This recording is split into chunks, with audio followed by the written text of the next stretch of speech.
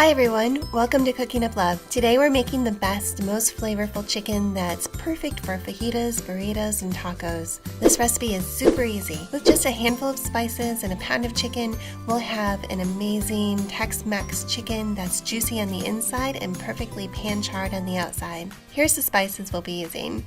I like this recipe because the ingredients are all standards in our pantry, and you probably have them in yours too. If you're cooking along, you can hit pause to gather the spices. The ingredients are 1/2 teaspoon black pepper, 1/2 teaspoon smoked paprika. If you don't have smoked paprika, you can use regular paprika. 1/2 teaspoon cumin, 1 teaspoon garlic powder, 1 teaspoon onion powder, 1.5 teaspoon kosher salt, 3 teaspoons chili powder, 2 teaspoons white vinegar, 4 tablespoons of olive oil, and about 1 pound of chicken. I'm using whole chicken thighs, which are always really tender and they won't dry out. You can also use chicken breasts. I recommend trimming them into thin breast for a similar cook time to the thighs. For the marinade, I'm going to quickly combine the spices. You'll see how fast this marinade comes together. 1/2 teaspoon black pepper, smoked paprika, and cumin. 1 teaspoon garlic and onion powder. 1.5 teaspoon kosher salt, 3 teaspoons chili powder.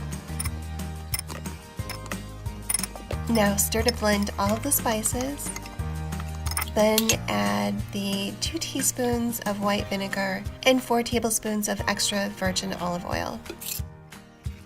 It will end up looking kind of like a paste.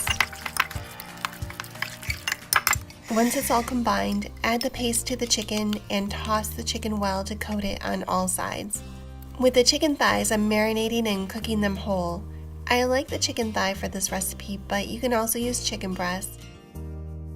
Leave the chicken to marinate for about 20 minutes. You can use this time to warm the tortillas, make a fresh salsa. I'm making this for dinner on a school night, so I'm going to let this marinate while I run down to the bus stop, and it will be ready to cook when I get back. I'm using my large cast iron skillet and adding about 2 tablespoons of olive oil, giving it a light coating. Get your pan nice and hot over medium-high heat. If you don't have a cast iron skillet, you can also use a large nonstick pan. Turn the chicken after it starts to get a nice sear. We have new videos every week. Subscribe and ring the bell so that you know when we've posted a new one. Don't these look good? My youngest son said this is his second favorite chicken taco in the world, which is pretty good. First on his list is Torchy's chicken and waffle taco that has bacon and a side of maple syrup. I guess I can understand why that's his number one.